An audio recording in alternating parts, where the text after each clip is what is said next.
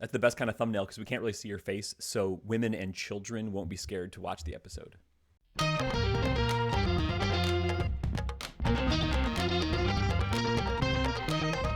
Welcome into the D3 Datacast one more time for the 2025-2026 season. We're here recording Sunday night after Mary Washington has won the Division III men's basketball national championship. Congratulations to those Mary Washington Eagles who defeated the Emory Eagles by a score of 75-73. Matt, over 400 men's basketball programs have been over. Like their season's been over for over 2 weeks. That's how long that Mary Washington and Emory had to wait to play a 15-day layoff between their semifinal win in Fort Wayne and this championship game at the combined championship weekend at the D1 Final Four in Indianapolis. Yeah, and Zach, I don't know if it was that long layoff, if it was nerves about just being in a championship game, if it was the stage the teams were playing on in that NBA arena there. But it did feel like this game got off to a little, I don't know what you felt, but I felt like it was a little bit of a sloppy start for both teams. Not characteristic of what we've seen from the two teams. So I don't know if you think it's fair to say sloppy, but that's kind of my read on maybe the first 5 or 10 minutes of this contest is the two teams were really trying to feel it out. Well, not even just the first 5 minutes, really kind of the first half, I think. We'll talk about that a little bit more. But yeah, it was a low scoring game for that whole first half, really. And I felt like it was a lot of good looks, a lot of shots that we're used to seeing both of these teams make at a higher Yeah. percentage. Um, Certainly the defenses were doing something to have some sort of say, but I didn't come away feeling that it was necessarily great defense that was causing the offense to be really limited for much of, if not that whole first half. I felt like both teams maybe went into the break feeling like there was a missed opportunity where they could have had maybe a double-digit lead. Yeah. Well, let's just run down the game in case people either missed it or just wanted to relive the moments here. Um, but the game in Indianapolis, championship game, Kai Robinson for Mary Washington did get the scoring started. And like we said, it kind of took several possessions for both teams to kind of get settled. Jair Knight was the one who finally got Emory on the board with a three-pointer, I think it was. That was with 16:16 on the clock. That was Emory's first point. So, like we said, slow start for both teams. But it was Mary Washington that was the first to kind of get settled. They got out to only an 11-6 lead. But Zach, at that point in the game, to me, that felt like it was a really big lead because both teams, as we mentioned, were kind of turning it over. They weren't really, shots were inaccurate, not falling. Again, don't know if that was the layoff the stage, but it was just kind of a slow start for both teams. Kind of several minutes, though, in that kind of 5 to 7 point lead. For Mary Washington, but then Emory finally did lock in. They got hot. They got a 9-0 run, and they took their own 18-17 lead. And kind of from that point on, it was game on. Ethan Faust finally hit a couple threes. He started the game 0 for 5, but then he started to connect that. Then a little bit later, Mario Owasum drained a three-pointer. Emory started to get rolling. We had kind of some good back and forth action there to end the first half. Emory actually went into the locker room up 2. There was a little bit of a scramble drill. The ball got thrown out to Jair Knight, and we know what Jair Knight can do. He kind of finished emphatically with about 2 seconds left in that half. 30-28 was the halftime score finally. Kind of a low-scoring game, lower scoring game than we thought, but Emory had that 2-point lead at halftime. Yeah, and with that dunk going into the break, Jair Knight had a game high 13 there in the first half, which, you know, is a really big total when you consider that Emory as a team only had 30, add in Yeah. 8 for Ethan Faust. That was the bulk of their offense. Mary Washington didn't have anyone in double figures. Kai Robinson led them in the first half with 9. But when you talk about, Robinson's 9 and even Jair Knight's 13, Robinson was 4 of 11 in the first half. Knight was 4 of 10, right? So it wasn't like he had 13 points being like super efficient. He did make, I believe it was his first three-pointer of the game was a make. He went into the break 1 of 4 from 3, did have 4 free throw attempts. So even though he, was sitting good there at halftime with 13 points, like there wasn't anyone that really stood out as having a particularly efficient day. Just, it seemed like everyone was finding buckets difficult to come by. And again, I didn't necessarily come away thinking that it was a result of just great defense. Just shots were not really falling.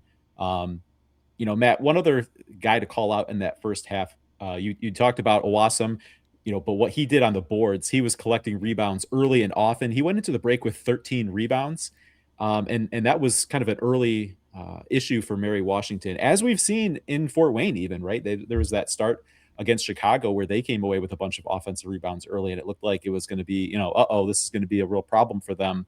But Mary Washington settled in there, and despite that work on the glass by Owassum, down just two. I don't know how they felt. Maybe like I said, I feel like if either team was performing more like what we're used to seeing them perform offensively, like this could have been a double-digit lead Yeah. for either team, right? It's Yeah. just that neither team really could find much rhythm. You'd see a little spurt, maybe a little, find a little pocket of possessions where you get two or three baskets in a row, but that'd be very short lived, right? I don't know that we really felt any sort of offensive flow throughout that first 20 minutes. You talked about that opening period, kind of feeling the game out. And I think Jason Zimmerman made reference to this, how that whole first half really felt like feeling out the game. As he was interviewed on the broadcast going into halftime. So, sometimes you see that first 5-minute stretch, or maybe that first media timeout where there's a bit of a feeling out period and the game kind of settles in from there. It didn't feel to me like the game ever really settled in throughout that first 20 minutes. Yeah, it really didn't. But then coming out of the locker room into the second half, as slow as that first half was, it felt like the second half kind of started with a flurry. Both teams came out firing then.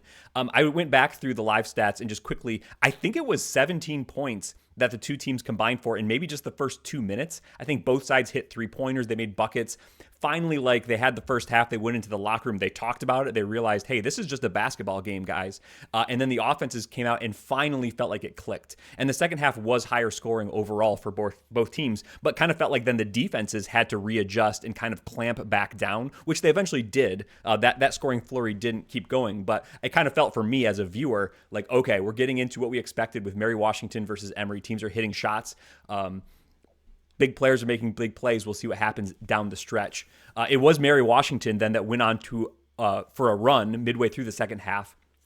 Caden Bates hit a three-pointer with just over 6 minutes to play that gave Mary Washington a 9-point lead, 59-50. It felt like a really big moment for me. I think the other end of the court there was maybe a held ball, and then there was a timeout, and it really felt like we were maybe at a tipping point.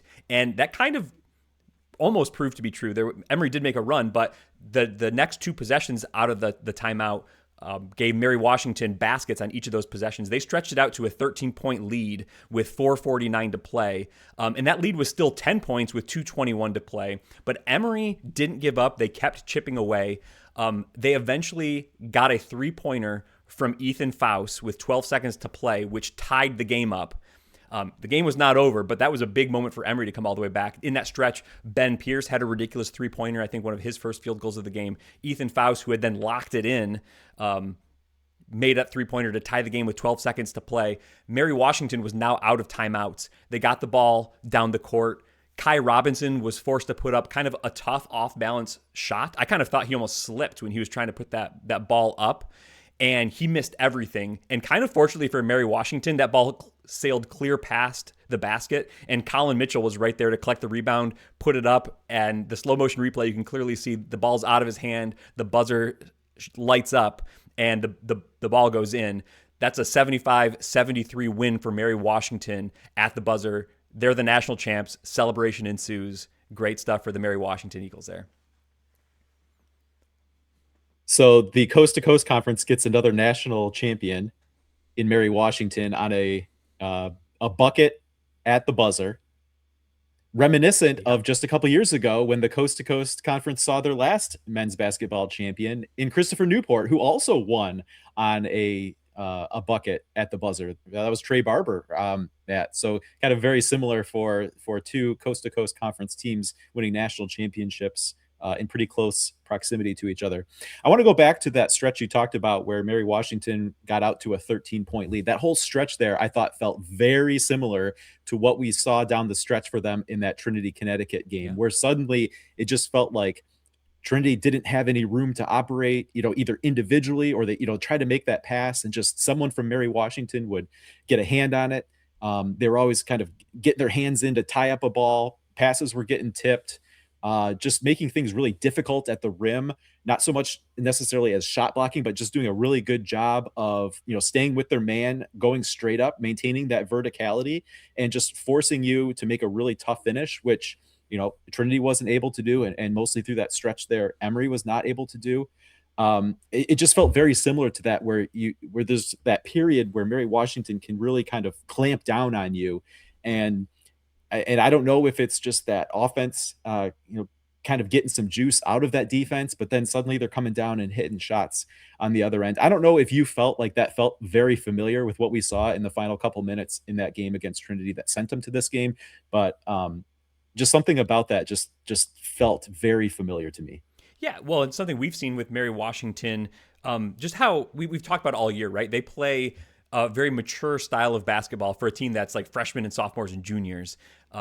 They don't panic. They're in big moments. Like you said, they really locked down. They made things tough for Emory, and they executed their own stuff on offense. Like when I said when Caden hit that three to go up 9, it really felt like this is going to be a tipping point. We've seen Mary Washington kind of get downhill, and that's kind of how it was. Now Emory would, of course, go on that run, but Mary Washington showed why they were in this game in the first place, getting out to that big lead. They had stretch of this game. Not that they really like dominated Emory, right? It was just a 2-point game at the end, but they showed like, hey, we're great. We're the best team in the country. We're going to play like it. And that was definitely one of the stretches when they did. And then Emory showed what they are after that stretch to get back into it. You mentioned Faust with the three. He was 4 for 5 from 3 in that second half. You mentioned the Ben Pierce three, that kind of step back with a minute and a half to go. That was his first field goal of the game. But it was, anything but, a first field goal in an otherwise tough offensive night for him in kind of garbage time, right? That I think made it a 4-point game. And then as you talked about the dramatics at the finish there, like that was a key bucket in getting Emory into the position where they were, where it might like look like they might survive to force an overtime or something like that. So a tough night for Ben Pierce, but coming through with that bucket, that was very much needed. Emory 7 of 12 from beyond the arc overall in that second half.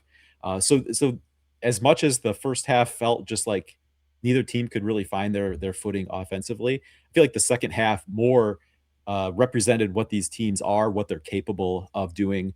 You know, like I said, Mary Washington showing themselves very well in a way that was very reminiscent of how they closed out Trinity, Connecticut. Emory kind of getting it done at every level. You see the step back from Ben Pierce. Yep. That second half, Jair Knight again in double figures with 11.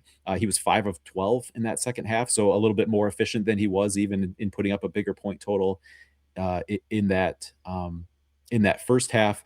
But Matt, I mean, the story for me for Mary Washington is Kai Robinson is kind of the headlining name, rightfully so, great player, but they just have so many guys that seem to step up at the right time. It's not something that's going to look super impressive in a box score, but just so many guys that can contribute in a way that is so meaningful. I thought, throughout that second half, Jay Randall played a really great game.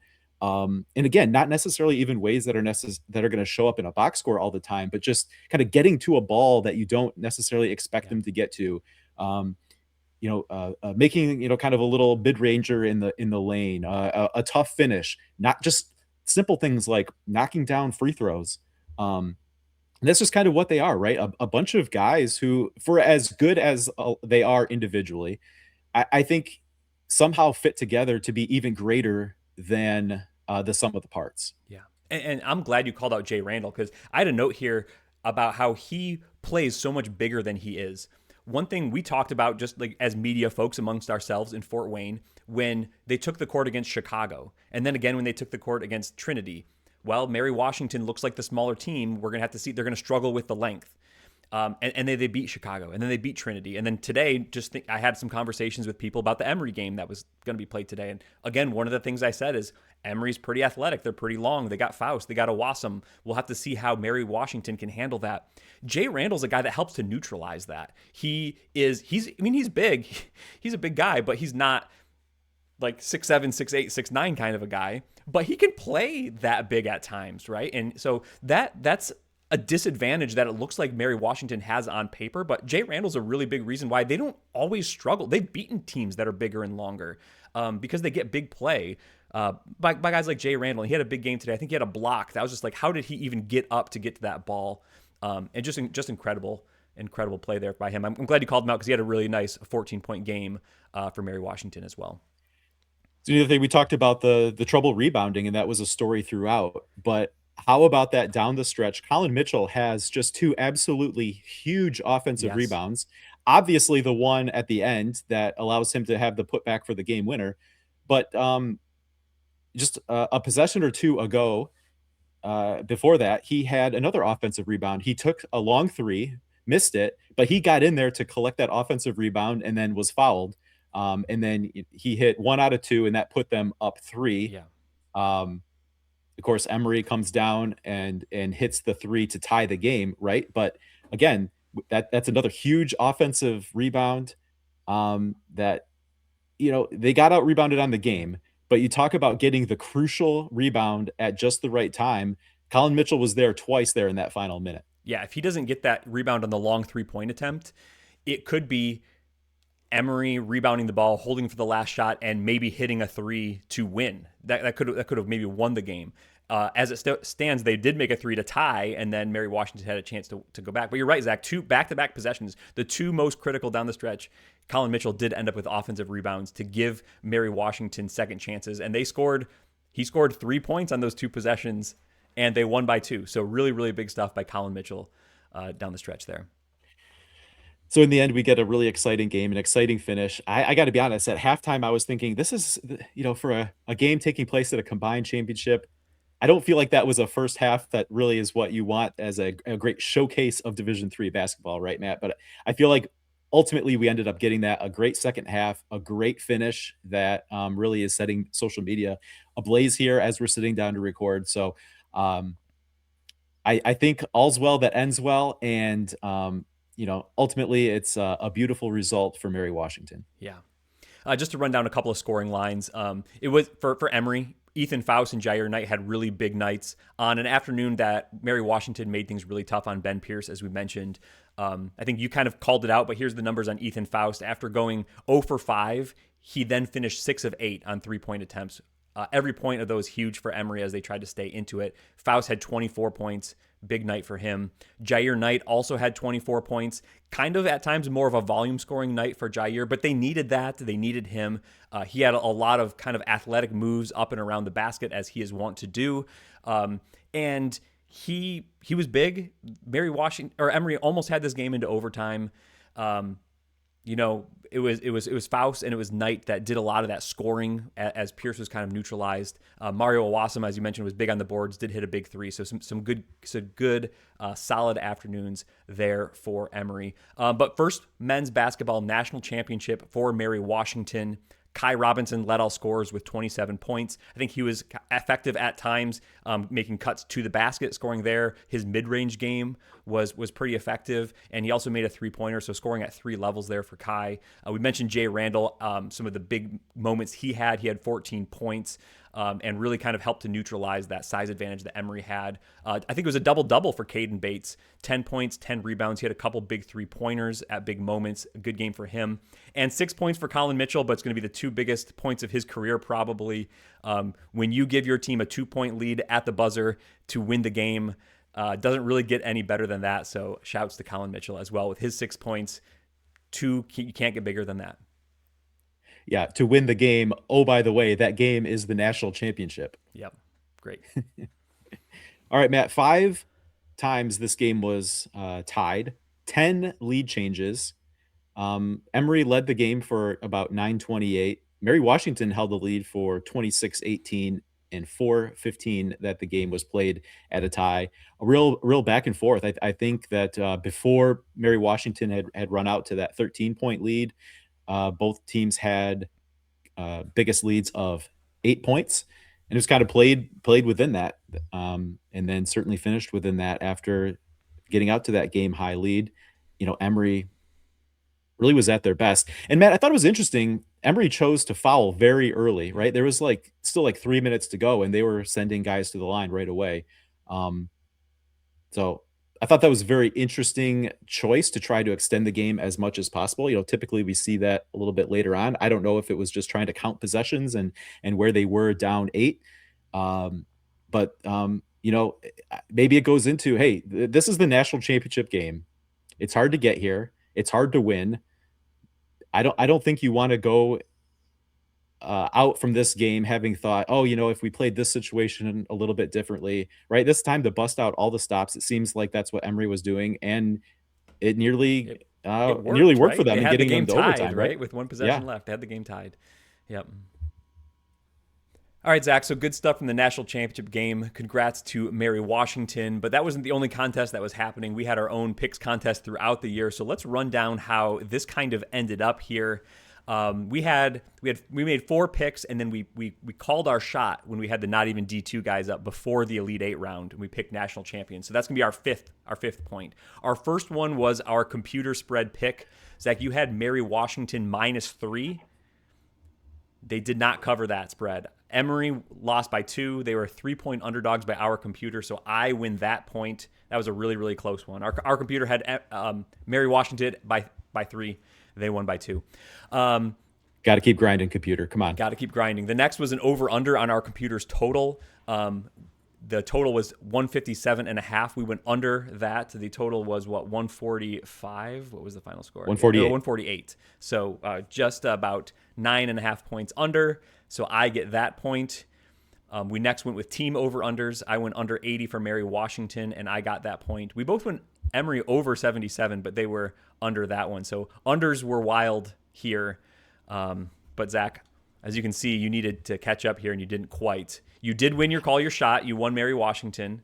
That was your national champion I was just pick. getting excited the way that it was even getting close. After that first half, I thought for sure all the unders were just, you might as well cash those tickets at halftime. And we were really close to overtime, which could have pushed all these over. So I had picked Emory, so I did not get my shot point there. So on the but who did I pick?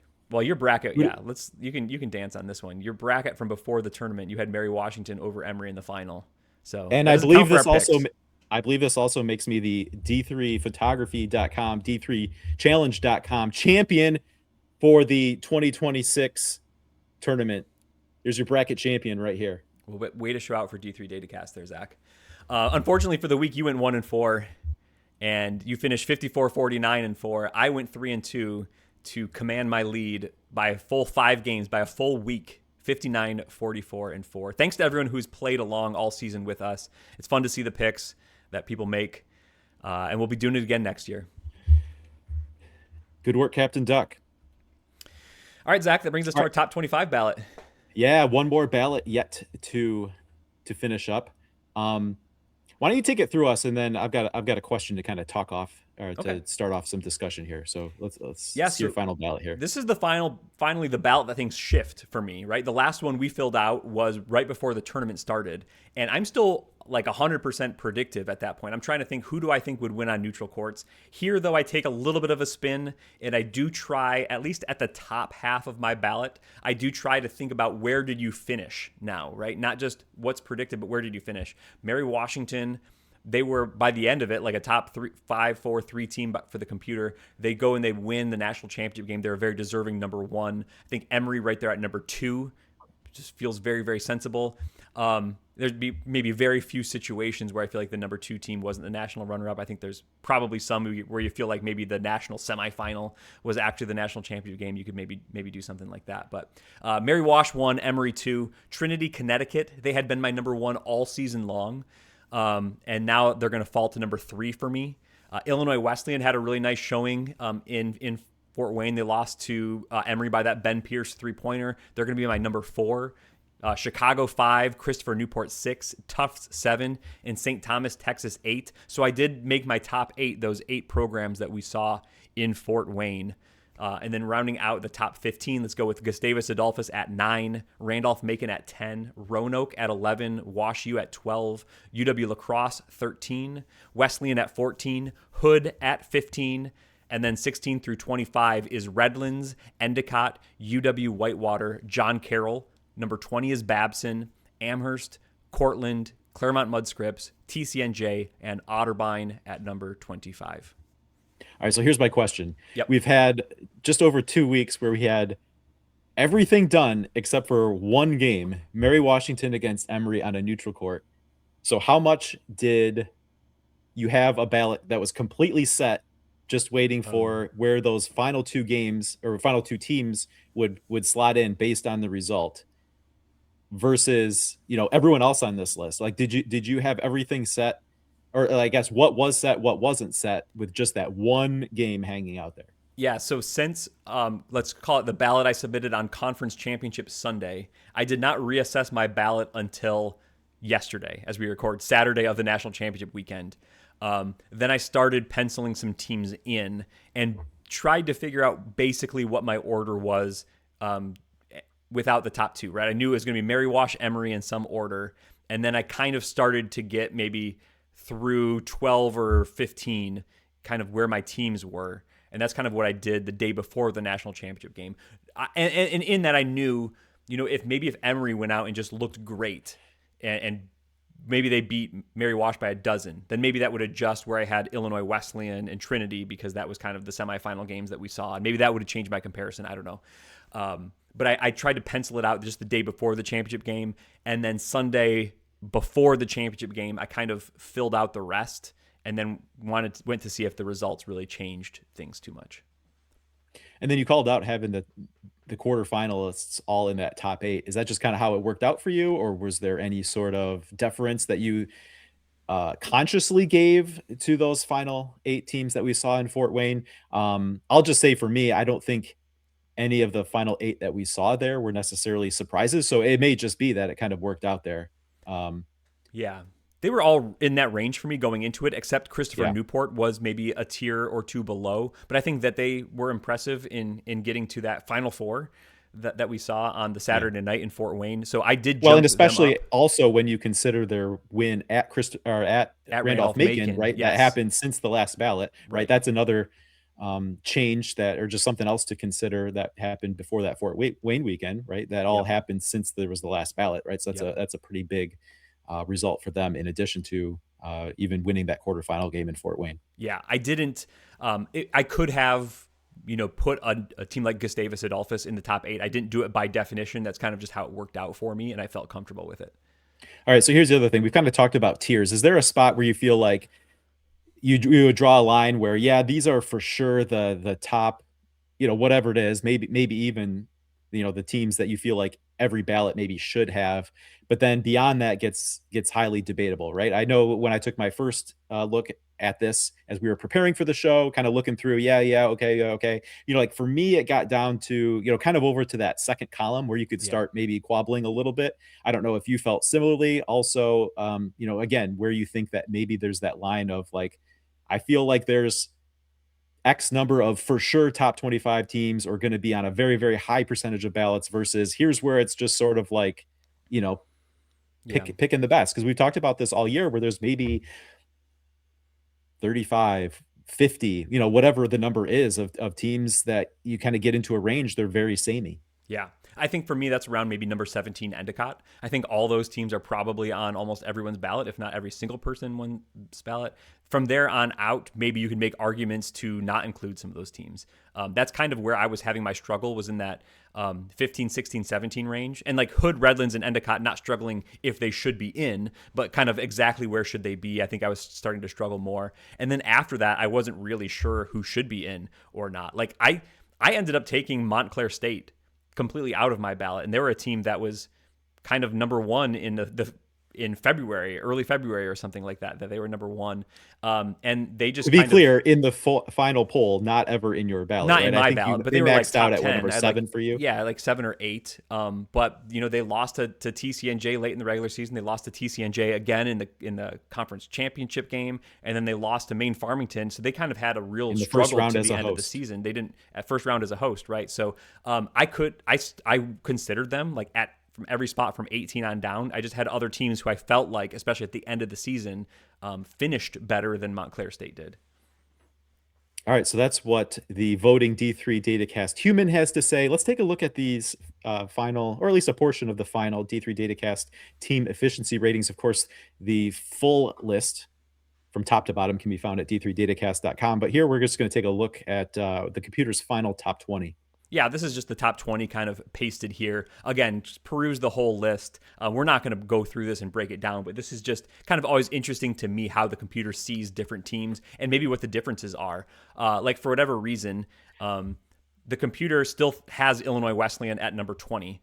I just voted them number 4. So I think that there's a discrepancy there. But one thing that really interests me in what we see in this list, take, for example, Gustavus Adolphus at 7 with a 24.7 efficiency margin and Illinois Wesleyan at 20 with a 21.1 efficiency margin. That's like a one possession game from number 7 to number 20 on a neutral court.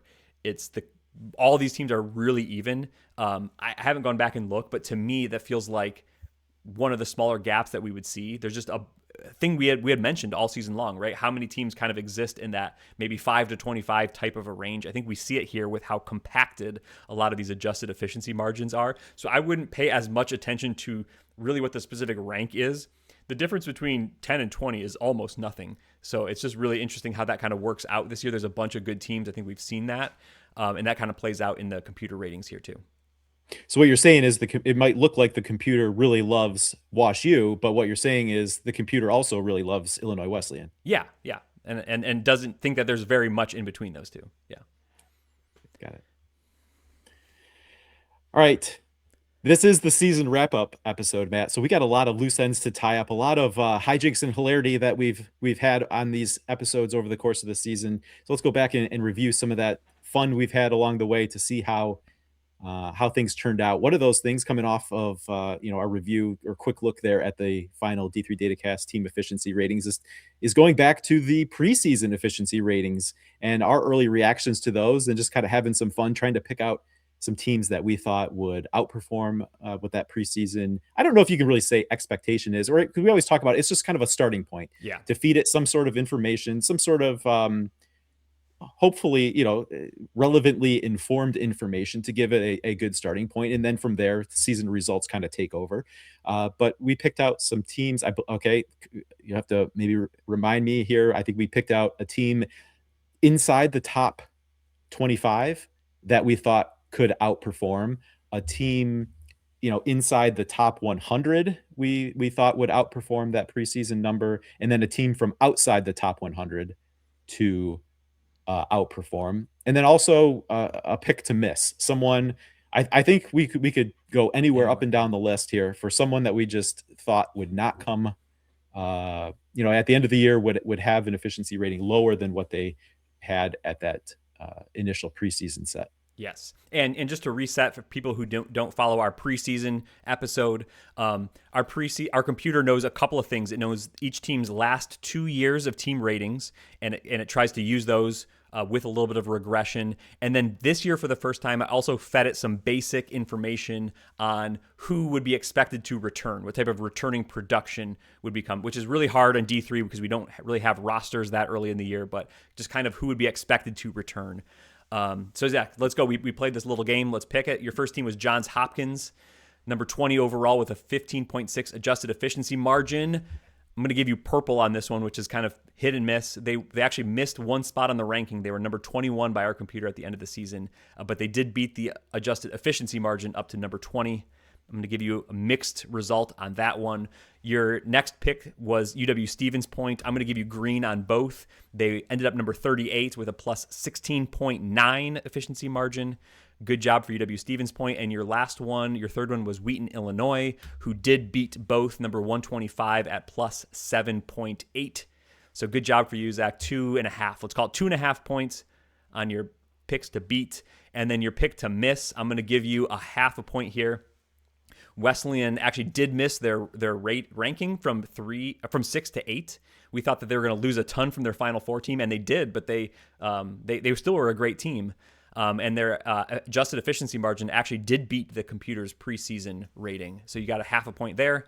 On my side, I picked Redlands to beat. They were number 23 in the preseason, and they ended up number 12 with a plus 22.8. So they did beat. I picked Carthage to beat, and they just snuck under there at number 35 with a plus 17 efficiency margin. So they beat. And then out of the UAA, I had Rochester, and they did beat. They got into the top 100 at number 90 with an 11.3. And then my pick to miss was NYU. They were also a team we saw in the Final Four the year before that lost a ton.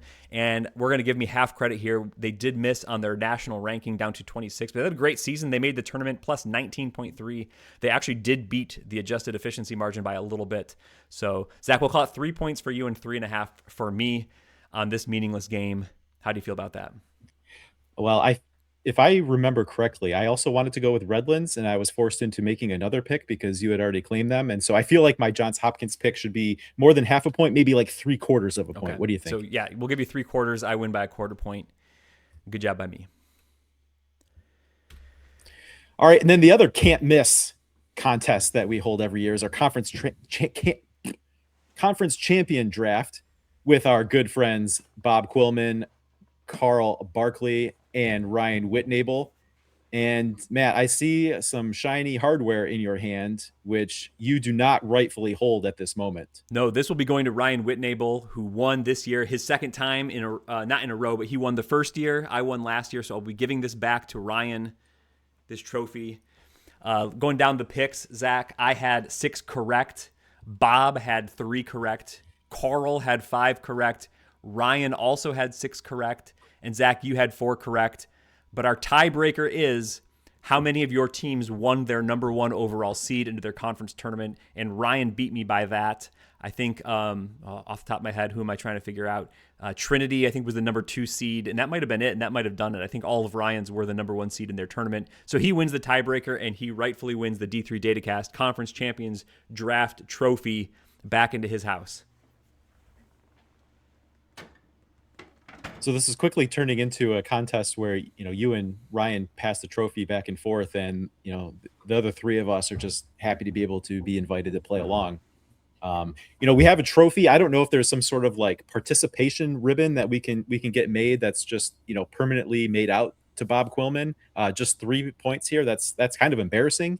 I don't know. Maybe we don't want him to be playing along next year, or now that I think about it, maybe we actually really do want him to be No, playing we definitely along, want to right? invite him Because because we need someone to that finish the increases bottom. the odds. Yeah. Yeah, Did that's I true. beat you on tiebreakers last year? I know we were really close. I think that's correct. That Yeah. might have been correct. Okay, that was Conference Champions Draft. Congrats to Ryan Whitnable. Good job by him. And then our other draft contest that's become an annual event is sometime, what is it, Matt? December, usually. We try to take a way too early look ahead at who we think are going to get the at large bids to that year's NCAA tournament. And Matt, I don't know. I tried to go back into the archives to look to see if my 28 points this year was a record. I wasn't able to. I gave it like a quarter-hearted effort to go back and check. Um, so I can't say definitively, but I'm just going to say the 28 points I put up in this contest is a record, right? So You what did is it? great. 1, 2, 3, 4, 5, 6, 7, 8, 9 out of my 11 picks, 9 of them turned out to be correct at large bids to the tournament that we just saw play out. One of them, Hood, was not an at large because they received their automatic bid. I only missed on Eau Claire, Matt. And as I recall, the very next episode after we recorded this one, I think even on the episode we talked about how um like did we overthink it, and that actually Stevens Point would have been a great pick that we just kind of like left sitting there. And absolutely Yeah. it would have been right to go with Stevens Point over Eau Claire there. But Matt, 28 points for me, 14 points for you, as each correct at-large bid was worth 3 points. 1 point went to any pick that ended up winning their automatic qualifier. It was a romp. This guy wins with a show record 28 points. I don't think that record's ever going to be beaten. Yeah, I mean, all the coin flips went your way, right? We were talking Emory versus Chicago. They looked like the 2 favorites in the UAA. Emory won that one, so that actually hurt me because who picked Emory? Uh, Redlands versus CMS. They looked like they were kind of neck and neck at that point. Redlands ended up winning the AQ, so you get the CMS point. I did miss 3, though. I had Dubuque, I had Scranton, I had York, Pennsylvania. I forget how good Scranton looked at that time of the year. And I forget how good York looked. York kind of was kind of in it towards the end. But I took York, you took Hood. Hood won the AQ. Roanoke winning the UAA ended up hurting me. UW La Crosse winning the WIAC when you had UW Whitewater and you had UW Eau Claire, who at that time looked great. Things went your way, Zach, so grats to you. You did really well in this one. But even Scranton was in the mix down the stretch there. I think Yeah. what they dropped a game, was it against Wilkes, and then had a Yeah. loss to Catholic, right? So there, as we were looking at the bubble watch coming down the stretch, they were a Yep. team that was showing up there, and a couple wins, and it's probably a different outlook Yep. for them. So And I they were think definitely York in took the a couple mix. losses to Albright. I think it was Albright later in the season that kind of knocked them down. Right. So yep, yep. And then my miss, Eau Claire, you got to remember they went 11-0 in non-conference and then hit conference play and didn't even qualify for the WIAC tournament. Yeah. But they were a team that had that perfect non-conference uh, schedule, and then also just like the computer ratings were really liking what they were doing. We knew that it was not the greatest schedule, but they were putting up margins in those victories that the computer was liking, and so um, we always talk about how sometimes there's a little bit of fool's gold sometimes Yep. in those early rankings, and sometimes it's a Trinity, Connecticut, or a Wesleyan last year where um, maybe the computer's finding something a little bit earlier in some performances against some schedules that are admittedly weak.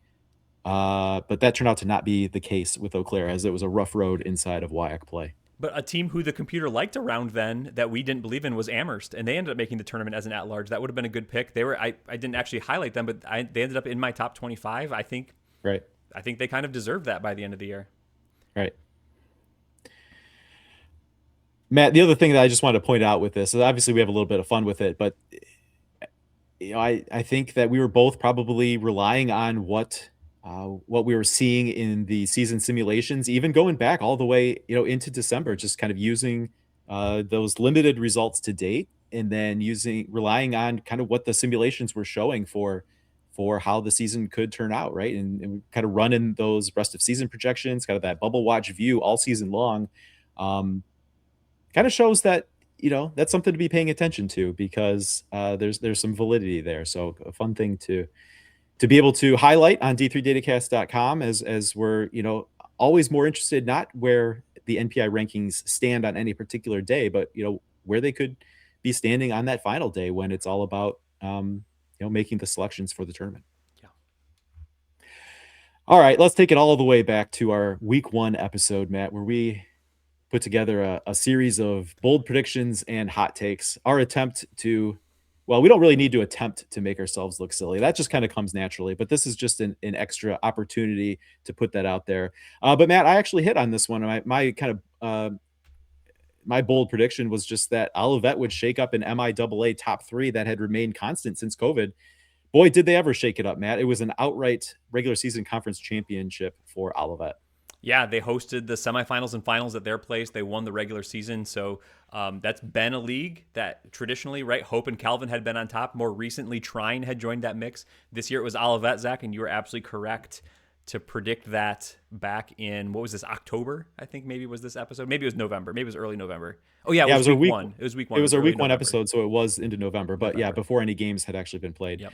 But Matt, that's one, if at the time that we were doing our at-large draft, if I had looked back on this one, it was a rough non-conference schedule for Olivet. Kind of the reverse. Now, obviously, the MIAA is not the gauntlet the WIAC is, but kind of a reverse situation from Eau Claire, where Olivet was able to get into conference and really cause a lot of trouble. And for those of us who are MIAA fans, it would sure be nice if a team that can cause that much trouble in conference could cause an equal amount of trouble out of conference and really kind of help boost the league back into multi-bid status potentially. But hey, that's a group that I think should have a lot coming back next year. So maybe one to keep an eye on for taking even another step forward next year. Yep, could be great.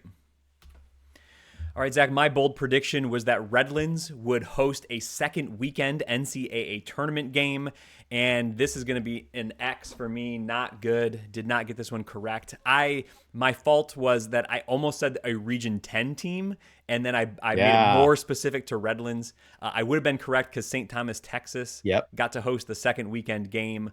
Redlands did not. We know they had to go on the road the first weekend to Hood, and they lost there in the second round, so they did not have the opportunity to host a second weekend game.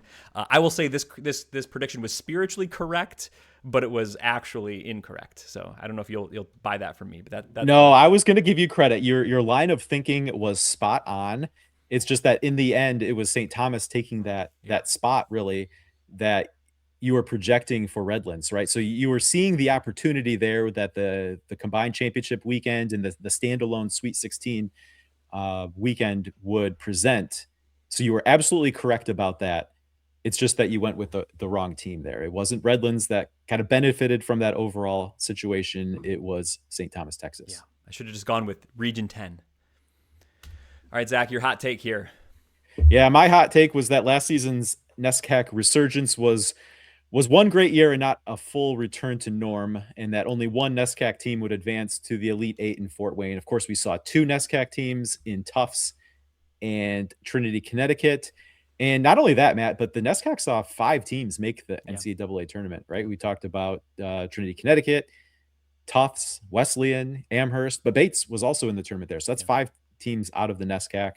Um, as it pertains to Amherst and Bates, are those kind of like classical NESCAC championship contending, type teams? I don't think so, but just I was wrong here just with how strong Wesleyan was, how strong Tufts was in advancing to Fort Wayne, and I knew Trinity, Connecticut would be great. That was kind of the one that I was going to give. There was all the reason in the world to expect that they would be back in Fort Wayne. But I know that there's some NESCAC people who are upset with the way that was bracketed, but in a way, it kind of set it up where I was guaranteed to be wrong. And maybe I was already anyway, and not like a victim of the bracketing, right? Because all three of those teams were really, really good. But it had Trinity on that path to get to Fort Wayne, and then give credit to Tufts and Wesleyan having to get to that head to head, but in the Sweet 16. But by the time that they both emerged from that final weekend, we were guaranteed to have a second NESCAC in Fort Wayne. Yeah. Well, and not only did they get five in, four of them won a game. Amherst won their game, and they were the team that kind of at the time felt like an odd team that was safe on the bubble going into championship week, right? That whole week looked from our simulations like they were safe, and they got in, they won a game. The other side of that coin, though, on the bracketing is that it prevented three teams from getting to Fort Wayne possibly. Like there's a world in which Tufts and Wesleyan got there if they were maybe separated a little bit more. So I think we could, they were kind of that good this year as a conference. I think it was legitimately, them in the UAA, they were legitimately the two best conferences in Division III this year. So props to the NESCAC, and I'm happy to see you get one wrong here. All right, Zach, my hot take. Another one that got right. I got this one absolutely correct here. Everyone in the CCIW will play hard and have a lot of fun. I think we saw that out this year. I think everyone had tremendous fun in the CCIW. Everyone was nationally relevant. Everyone was great. Would never say anything different about that conference, and everything was just swell over there. Everyone had the season they wanted to. Teams were almost in the tournament, down to the wire if teams could get at-large bids. It was just fantastic in CCIW land. Every time I turned into a CCIW game, I saw teams playing hard. Yeah. And I don't know, it was fun for me to watch, so I can only imagine it was fun to play it. So spot on, great CCIW analysis from you as always. Great stuff. Can't wait to hear what you have to say about the league next year. Thank you. Yep. All right, Zach, here we go. All right, let's wrap up. As we wrap up each episode with a great big thank you to everyone who supports us on the Patreon platform at patreon.com/D3 Datacast. Matt, it's been super fun, super grateful to see this list grow like seemingly weekly. And that even happens this week as we're, going into the final game of the season. Mike Lenahan joining us as a great job team supporter. So super thankful for this group. Matt, a lot of times we show up to events and we have coaches and players, thanking us for what we do. But I think, we're universal in saying, well, we thank you for what they do. And we're thankful for the opportunity to talk about what they do. And, thankful to have an audience that seems to enjoy listening to what we have to say. Right. So it's just all thank you from our end. And we've had a ton of fun doing this season, Zach. We've been weekly since October. That's usually when we start our weekly episodes. Now through early April, Major League Baseball was in playoffs when we started. Major League Baseball is in kind of opening week now that we are finishing. So it's been great. From here on out, we'll go monthly. We'll probably have like a May, a June, July episode and then ramping back up to weekly in October. So thank you so much for people who've been joining us. If this is your first year with following the D3 Datacast, we'll be back again. We'll be dropping these monthly off-season episodes. We have a lot to look forward to. Hopefully We Are D3 can make another tremendous run in the summer. That's always fun to follow. We've had some fun with that in the past. We typically do some nerdy stuff. Maybe we do some conference rankings in the off-season. We've done some NPI kind of looks. So things like that. So stick around. The content won't be turning off just because the games are over, but we're going to maybe drop the weekly cadence for a little while and come back at least monthly here until next season, Zach. Just a little over 200 days until November 6th. So we have a lot of time to put some content together before next season starts. A lot of fun. Looking forward to it. Looking forward to a rest, Matt. Good job to you. Good job, team. To all our supporters. Happy offseason, everybody. Good job, team.